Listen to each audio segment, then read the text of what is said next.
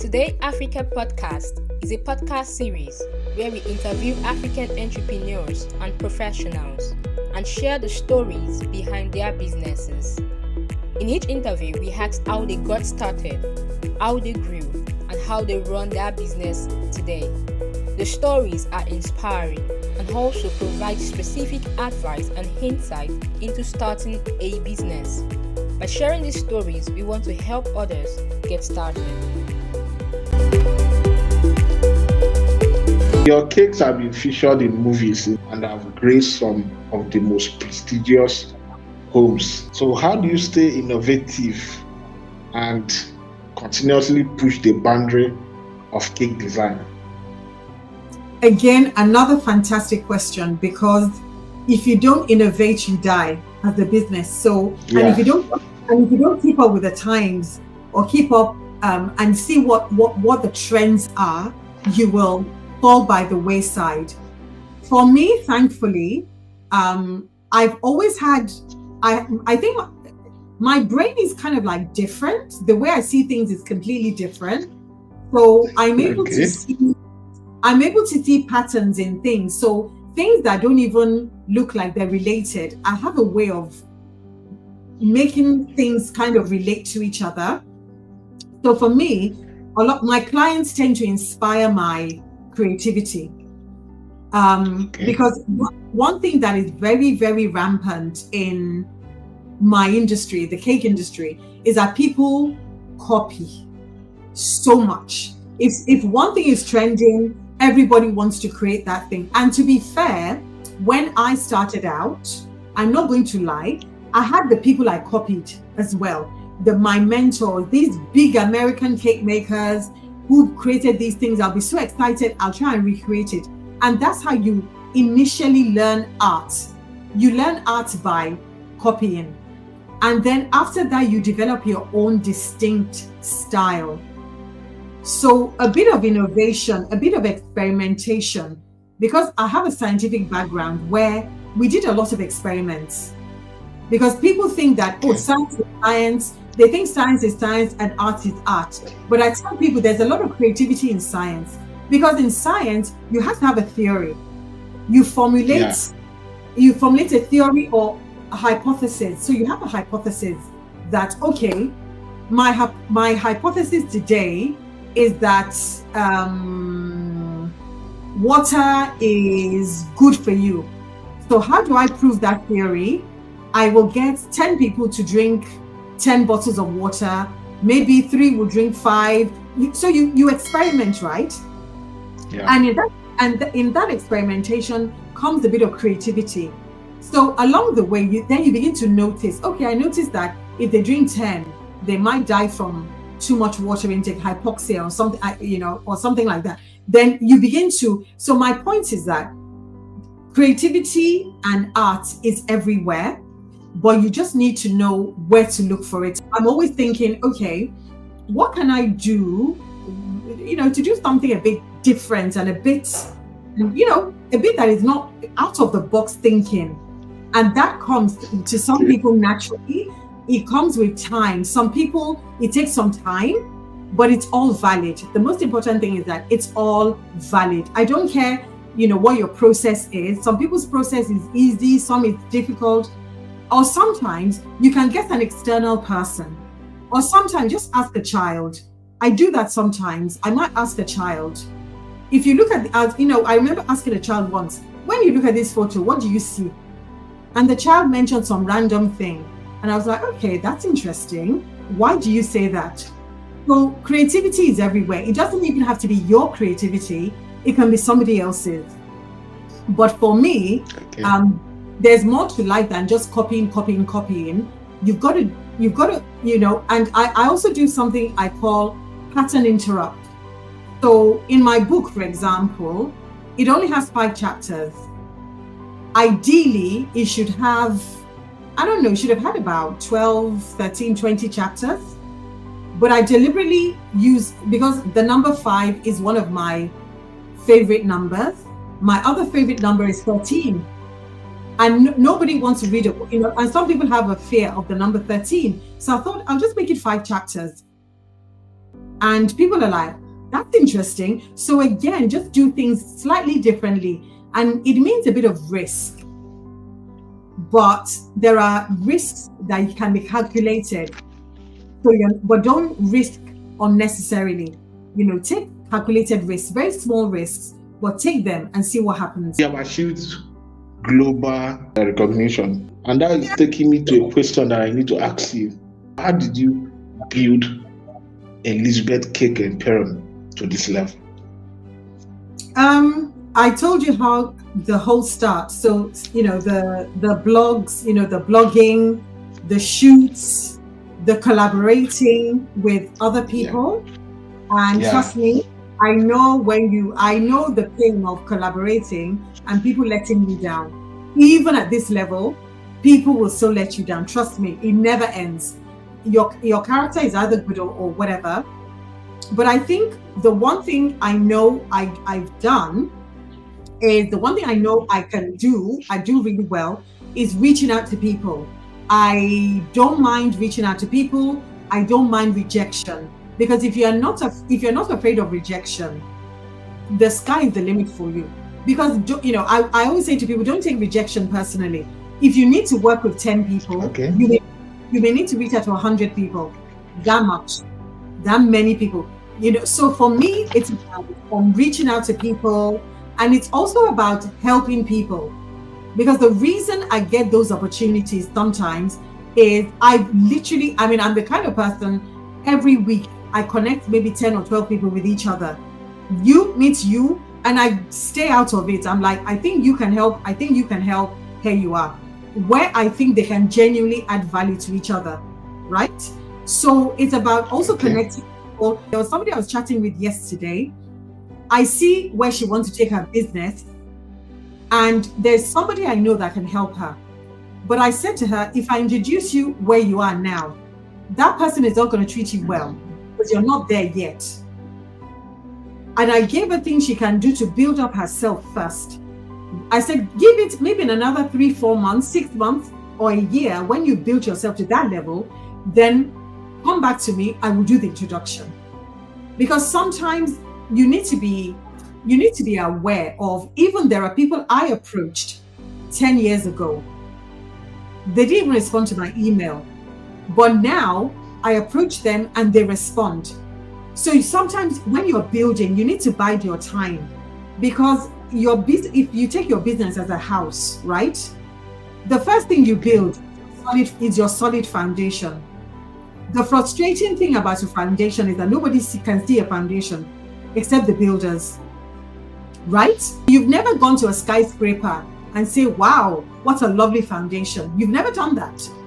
But I can assure you that the foundation of that skyscraper is 3 times deeper than the skyscraper itself. So the point is that when you're building, right, it's about those connections, people that have said no to you, and then you leave them for a while, then you go back after 2-3 years when you're making progress, and also people sometimes, before they help you, they want to see you make progress because they don't want to waste their help. Because if they introduce you to someone and you're unable to deliver because you're not there yet, it's disappointing for you and it's disappointing for them. So sometimes we need to really sit back. We need to sit back and think about, okay, what I'm trying to build. How am I, what is the best way to build what I'm trying to build? But I also believe that the people that would help you will appear at every stage of your building, of your leveling up. And the people that truly want to help you will overlook certain things. There are certain things that are, when I'm helping people, I think that there are certain things that, if they are fixable, for me, it's about character. If you say you're going to do something at a certain time and you do it at a certain time, fine. Other things we can work on are fixable, but integrity and having values. And also, when to build it to this level, it wasn't plain sailing. It wasn't as if, some people will hate you, some people will love you. And the people that hate you will go out of their way. That's true. The people that hate you will go out of their way to make sure, let's destroy this person, or let's do Instagram live and blast this person's business. People do that. So when I say to people, when people are blasting you on Instagram live, are you going to do an Instagram live in response, or are you going to ignore it and still continue building? Because if you decide to respond to every person that barks at you, you will never get to your destination. So you need your eyes to be fixed on your destination and like, this is where I'm going. Some people are upset. If they're being upset, you need to ask yourself, is it valid? For some people, it could be valid. Maybe you've done something to them and you're unaware, or maybe you've done something that they didn't like. If you can apologize, apologize. If you don't want to apologize, then let everybody move on. But my point is, what you're building, you need to be focused. You need to really, really focus on what you're building. Okay. But also, along the way, you need to make sure that you're helping people too. Let's talk about system and processes in your business. So how did you build system and processes for the smooth running of your business? Okay, fantastic. So what you need to do when you set up your business is to look at every area of business. So you have operations, you have marketing, you have risk management, you have strategy, you have finance. You need to lay it out on paper, on the floor, I don't care. Make it visual. And then you need to be honest with yourself and say, okay, I'm very good in this area, and I'm not so good in that area. Now, if you're a solopreneur where you're doing everything by yourself, you may not be able to afford to hire people that are very good at doing certain things. This is where another area where you can collaborate as well. Because you can also, if somebody else is in business, you can say, you know what, maybe we can share an accountant. Maybe we can share a marketing and social media person. Maybe we can share an operations person, right? So there are ways in which you can collaborate as well to make sure this business is running okay. So this is the model that I use. I look at every area of my business, and I know that the moment, because sometimes the only time we think about the money as an artist, and the only time I think about the money is when I look at my bank account. I'm like, oh my God. So that tells me the lack of money means that I've not been running the other areas of my business well. So I then need to go back to the drawing board and say, okay, what didn't I do? Do I have enough clients coming through the pipeline? If I don't have enough clients, that means I have to get out there and network. How do you balance running a business while being a global speaker and industry journey? To be fair, I know they're separate, but I think they're all the same as well, because I look at it as a cycle. If I have, my business model is very cyclical. So, and that's because when I speak, that gives me exposure, that gives me, to some people, credibility, authority, I'm seen as an authority, etc., etc. And that brings attention, it brings me clients, right? And then when I judge as well, I'm seen as somebody with wisdom, etc., etc. Again, that brings me clients. And then when I do the cake business, it shows my clients that, oh, you know, she's still artistic, she's still running the business, etc., etc. Obviously, time management is very, very important. I'm very, very strict with my time. I know what I, certain days, they're all planned out. I know what I have to do at certain times, blah, blah, blah, blah, blah. Still, if I have to wake up at 5 a.m. and get all my emails out of the way and blah, blah, I do what I need to do. But the most important thing for me, funnily enough, I make sure I build in time for rest. There's one day a week, you cannot get me out of bed. I build in time for my rest, because without that rest, I know how my brain works. My brain will be too fatigued because I think a lot. So I need my brain to really, really be calm. So I give myself one day a week where it is rest. Rest. And I don't think about the business. I don't think of anything else except just to rest. And that's very, very important. And again, even people that are into exercise will tell you, you exercise 6 days a week and you give your body one day to rest. I do the same with my brain. It's very, very important to me. What are your future plans for Elizabeth Cake Emporium? Okay. So I think for me, the ideal life for me would be to continue on the same path. So do my speaking, writing my books, and doing the odd cake, because I don't do volume cakes anyway. I only do a few cakes. So I just want to be able to pick and choose the cakes I want to do, and enjoy doing them, and be doing amazing, fantastic, innovative cakes, continue on that path, and still do my speaking and still write my books. Because right now, what I'm discovering is that there is a lot more to be said in the luxury industry. We need a bit more diversity. Africa is really, really rich in diversity. Africa is rich in artisans. Africa is rich in, so many people can do amazing things, but like you said, are constrained by the economy, by the lack of opportunity. So for me, it's about how can we find a way to create those opportunities. So it would be lovely to have in a business school a course or a lecture on creating a luxury brand, because our culture is so rich anyway. We are used to luxury. I mean, I was speaking with somebody yesterday, and I'm like, to us, luxury is not really a big deal, because even our culture is rich. The outfits we wear, the food we eat, our accessories are already rich anyway. So to us, wearing a designer sunglasses or carrying a designer handbag, it just complements the outfit anyway. So it's something we're used to. But unfortunately, because of the state of our economy, people have this idea that, Africa is poor. And I'm like, who told you Africa is poor? Africa is not poor. It's overexploited. You will not exploit a poor. I mean, imagine if there was a house in the area that was raggedy looking and run down and poor. Nobody will go and steal from that house, right? You steal from houses that are rich. So why? So if Africa was poor, why don't you pack your things and leave Africa?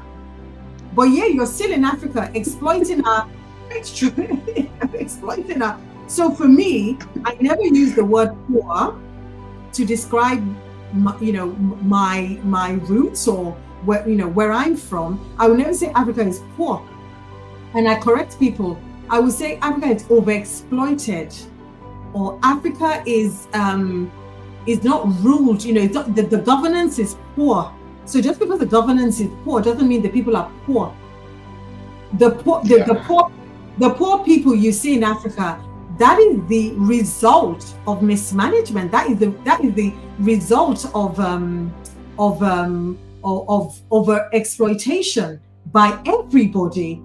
Because we can all sit down and blame African rulers, but guess what? Corruption is everywhere. America is battling corruption right now. The UK, we're battling massive corruption right now. So nobody can look me in the eye and say, Africa is corrupt. Says who? Corruption is great. It's a human failing. Corruption is a human failing.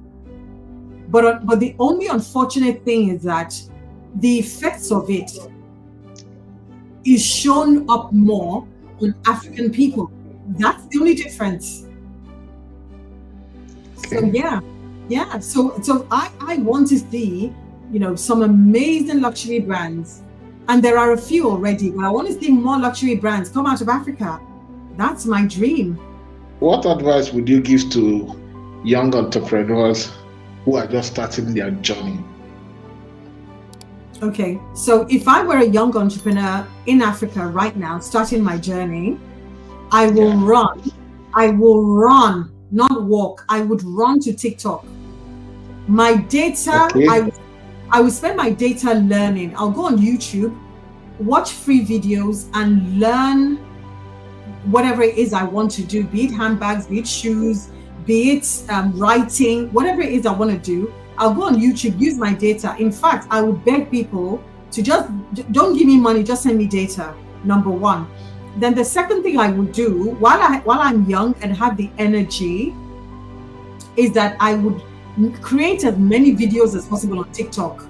I know TikTok doesn't monetize African content makers apparently, but like you said, the skit makers, you know, even if I have to switch my VPN to show that I'm based in, I don't care. I will run to TikTok and then start reaching out to certain brands.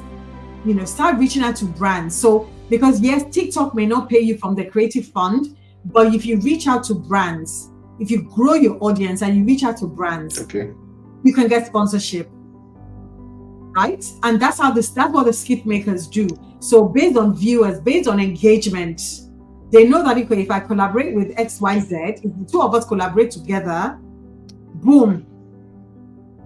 And then off the back of that, so once I start growing my audience on TikTok or Instagram or whatever, but I personally favor TikTok because you can use a TikTok video in many places. You can even put it on YouTube, and then YouTube can pay you for advertising and blah, blah, blah. So if you can get that model right, if you get it right with TikTok, you can then move to YouTube, move to Instagram, and then try and get as many brand deals as possible. Once you start doing that, then you can start reaching out to even better brands. Then, again, it's about reaching out, because if where you are, the economy in the place you are is not giving you what you want, but you have a very tiny chance of reaching out, please do so. Your mobile phone can make you millions if you are smart. If you are very smart, because right now, in my day, I'm Gen X, so all these things, I saw the invention of it and I didn't understand how to use it. But the younger generation, millennials, Gen Zs, alphas, you understand technology in a way that I never will. Therefore, use it to your advantage. Don't just buy data and be the latest gist in town or the hottest gossip. Please. Please. We have money to make. Okay. We have families to look after. We have, so use your data, learn, go on YouTube, learn, put some of it into practice, learn again. There's a particular comedian that I watched his growth, Isaac Aloma. There's a particular video that I shared with many young people that I know, and he spoke about, he used to do skits, but the skits were unpaid, largely unpaid by TikTok.